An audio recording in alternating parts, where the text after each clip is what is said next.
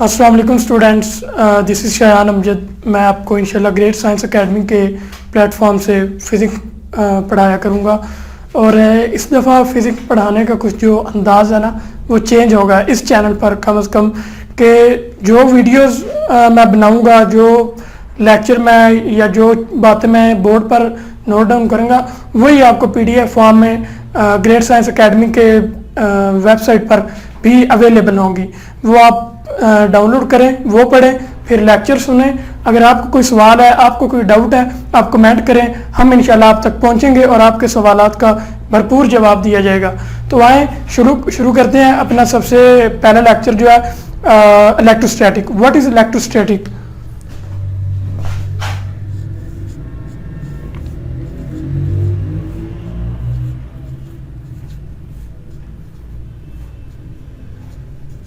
Electrostatic क्या है?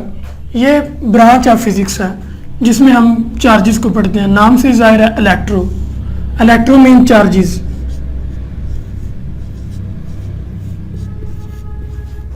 Electro इसका मतलब है चार्जेस। स्टैटिक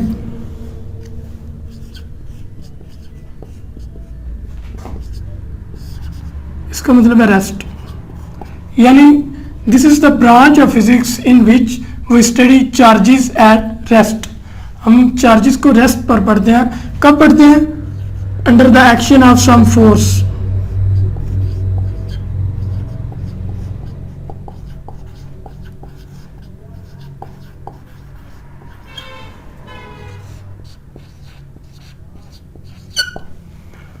तो कुल मिला के बात ये हुई कि इलेक्ट्रोस्टैटिक की डेफिनेशन है the study of charges at rest under the action of some force. किसी फोर्स की मौजूदगी में चार्जेस को स्टडी करना रेस्ट पर, इसे इलेक्ट्रोस्टैटिक कहते हैं। इसे आप इलेक्ट्रिक फोर्स भी कह सकते हैं और सिंपल फोर्स, करेक्ट। आगे इसमें दो वर्ड यूज़ किए हैं, चार्जेस और इलेक्ट्रिक फोर्स। ये सिंपली फोर्स के, ये कौन सी फोर्स है जिसके मौजूदगी हम चार्जेस को स्टडी करते हैं रेस्ट पर? तो पहले देखते हैं चार्जेस क्या हैं।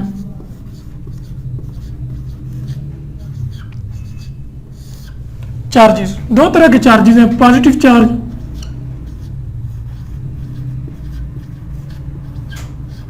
और नेगेटिव चार्ज।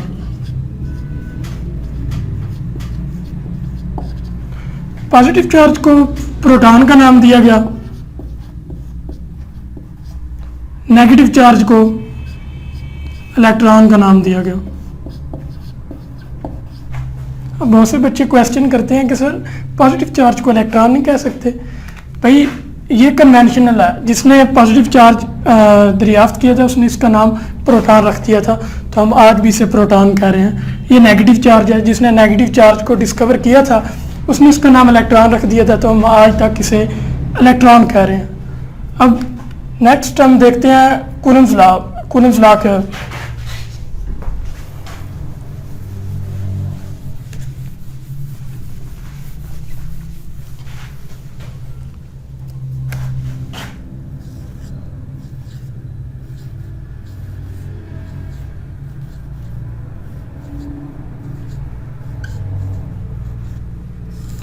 कूलम्स लॉ में दो बातें बताई गई हैं। एक बात यह कि फोर्स जो है ना वो magnitude, product of magnitude of charges के डायरेक्टली प्रोपोर्शनल है, और फोर्स जो है वो उनके दरमियान जो डिस्टेंस है उसके इन्वर्सली प्रोपोर्शनल है। इसे हम दोनों तरह से डिस्कस करेंगे, थ्योरेटिकली भी और मैथमेटिकली भी। पहले इसकी स्टेटमेंट लिखते हैं कि इसकी स्टेटमेंट क्या है।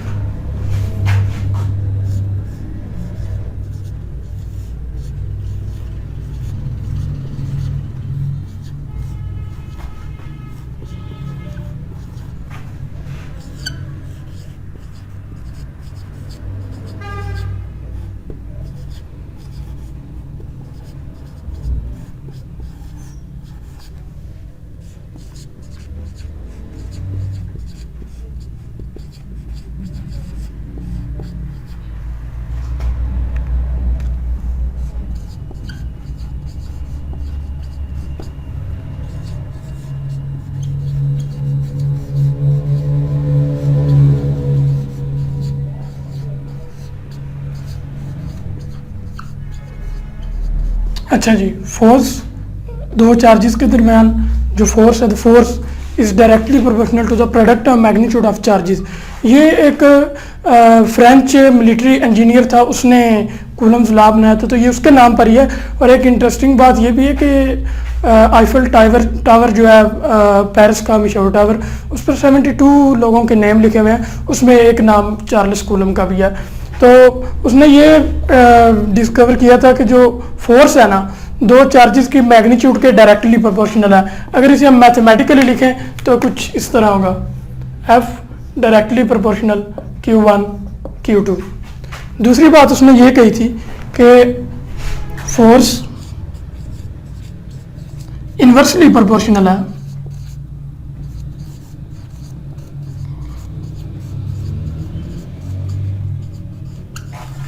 टू स्क्वायर ऑफ डिस्टेंस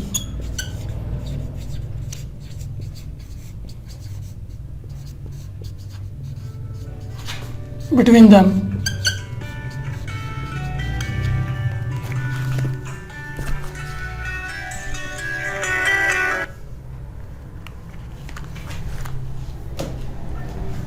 दो चार्जेस के दरमियान फोर्स डायरेक्टली प्रोपोर्शनल है प्रोडक्ट है मैग्नीट्यूड ऑफ चार्जेस के, और इन्वर्सली प्रोपोर्शनल है square of distance between them. ये उसने दूसरी बात कही थी कि फोर्स इन्वर्सली प्रोपोर्शनल है square of distance between them, और डायरेक्टली प्रोपोर्शनल है product of magnitude of charges.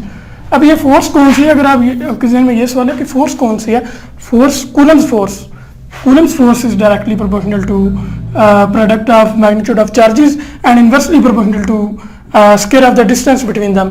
अगर हम इन दोनों इक्वेशनों को मिलाएं तो ये कुछ इस तरह बनेगा, Q1 Q2 over R square. अगर प्रोपोर्शनैलिटी को ख़त्म करें और कांस्टेंट लगाएं तो F is equal to K Q1 Q2 over R square. This formula is called mathematical form of Coulomb's law. इसे कूलम्स लॉ की मैथमेटिकल फॉर्म कहते हैं। इसमें ये जो टर्म्स हैं ये मैंने आपको बताया, this is Coulomb's force, this is two charges we have assumed, this is Q1 and Q2। R square, what is R? This is the distance between two charges.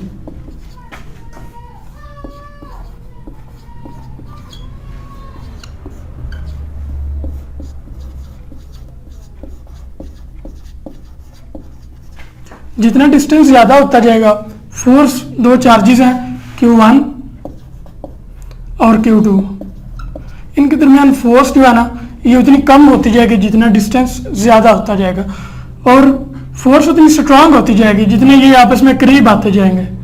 इतनी समझ आ गई आपको? अब हम डिस्कस करते हैं K क्या है। This is proportionality constant.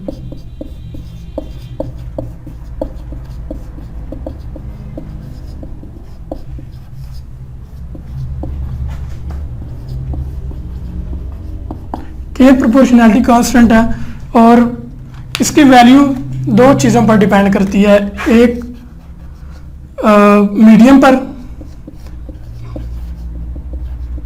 Medium से मुराद Q1 Q2, अगर ये स्पेस में रखे गए हैं तो K की वैल्यू और होगी, और अगर ये अब यूँ कह लें अगर इनके दरमियान कोई इंसुलेटर रख दिया जाता है, डाई इलेक्ट्रिक रख दिया जाता है तो फिर K की वैल्यू चेंज हो जाएगी। मीडियम से ये मुराद है। दूसरी चीज़ जो है वो ऐसे यूनिट्स हैं, K की वैल्यू ऐसे यूनिट्स पर भी डिपेंड करती है। कौन से ऐसे यूनिट्स?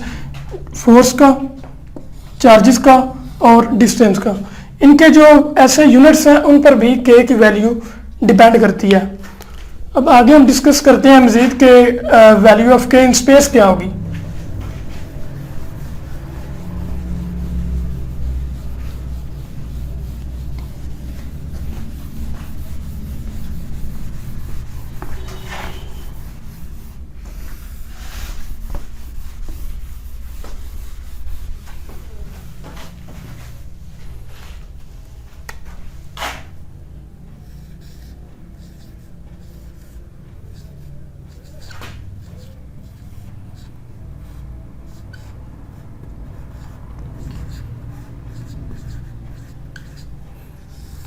वैल्यू ऑफ K क्या होगी स्पेस में?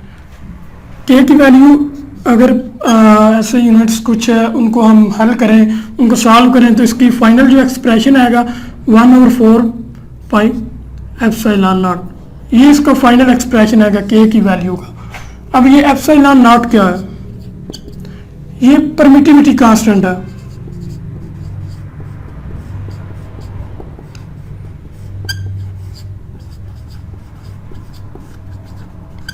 दिस इज परमिटिविटी कांस्टेंट, यानी इससे मुराद क्या है कि कोई भी मीडियम उसकी जो अपने उसमें जो चार्जेस पड़े हुए हैं वो डिपेंड करते हैं उसकी परमिटिविटी कांस्टेंट पर, कि वो कितनी इजाज़त देता है दो चार्जेस को आपस में अट्रैक्ट करने की या रिपेल करने की। यानी मुराद ये है, अगर आप स्पेस में दो चार्जेस लेंगे Q1 Q2, ठीक है, ये स्पेस में है, तो इसमें परमिटिविटी कांस्टेंट ये है। अगर इनके दरमियान डाइलेक्ट्रिक फोर्स लग जाए तो फिर जो परमिटिविटी यानी परमिशन होगी इनको आपस में एक दूसरे को अट्रैक्ट करने की या रिपेल करने की, वो कम हो जाएगी, क्योंकि इसमें डाइलेक्ट्रिक फोर्स आ गया।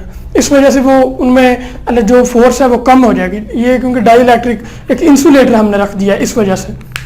तो दिस इज परमिटिविटी कांस्टेंट और इसकी वैल्यू है 8.85 × 10⁻⁻12। ये परमिटिविटी कांस्टेंट की वैल्यू है। अब हम डिस्कस करते हैं, अगर कोई मीडियम ले लें, फर्ज करें हम इसमें कोई इंसुलेटर रख देते हैं या कोई डाइलेक्ट्रिक रख देते हैं, तो फिर के की वैल्यू क्या होगी?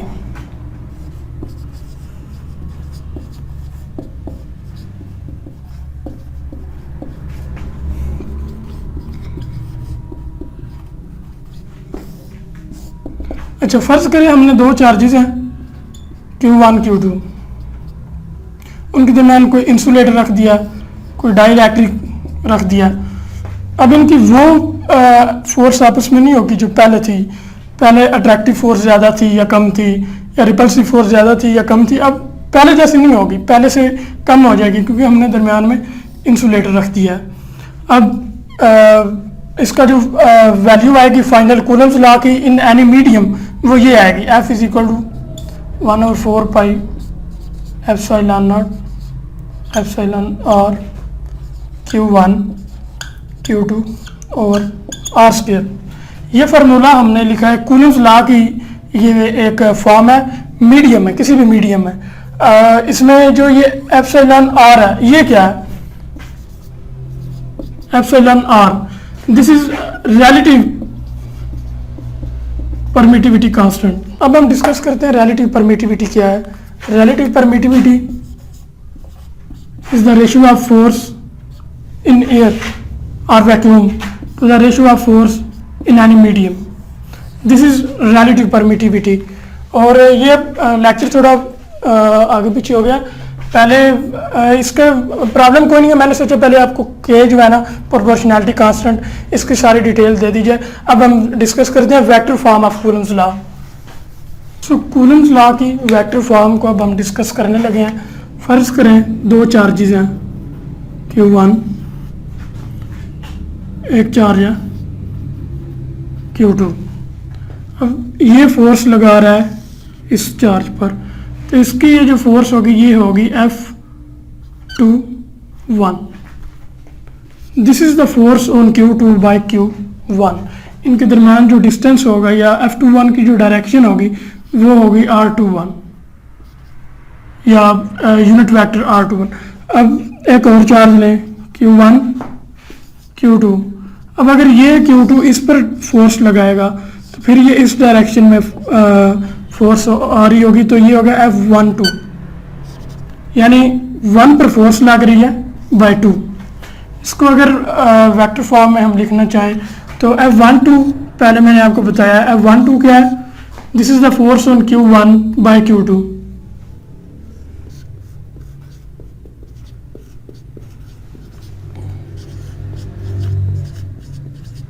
On charge Q1 by Q2। So F21 क्या है?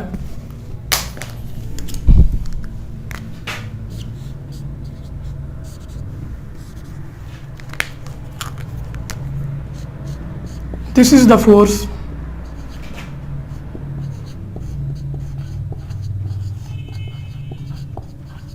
on Q2 by Q1।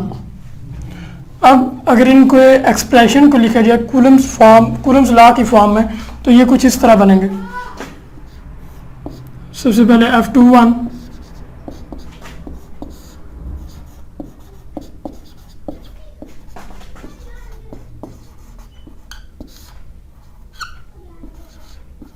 Unit vector भी आएगा साथ, और 21। This is a vector form of this, the force by Q1 on Q2। अब F12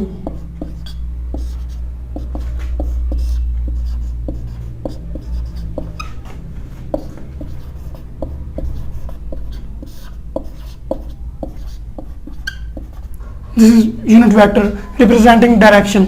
So according to Newton's third law, जब दो forces, अब अगर Q1 Q2 पर फोर्स लगा रहा है तो Q2 भी Q1 पर फोर्स लगा रहा है। This is according to Newton's third law that action and reaction are equal and opposite in direction. So अगर F21 और F12 आपस में एक दूसरे पर फोर्स लगा रहे हैं, so this is F12 is equal to F21। Magnitude में सेम होंगे लेकिन डायरेक्शन अपोजिट होगी। That's according to Newton's third law that action and reaction are equal in magnitude but opposite in direction, कि ये magnitude में equal होंगे लेकिन direction में ये एक दूसरे के ऑपोजिट होंगे। So this negative sign represent opposite direction that according to Newton's third law action and reaction are equal in magnitude but opposite in direction. So that's it, and ये lecture मेरा end हो गया। इंशाल्लाह आपके साथ हाजिर होंगे एक नई वीडियो के साथ। और याद रखिए, अगर आपका कोई क्वेश्चन है आप मेरे नोट्स ओपन करें, उन्हें देखें, आप एक दफ़ा फिर इस लेक्चर को सुने, कमेंट में अपना क्वेश्चन करें। इंशाल्लाह आपको आपके सवालात का भरपूर जवाब दिया जाएगा। अल्लाह हाफिज़।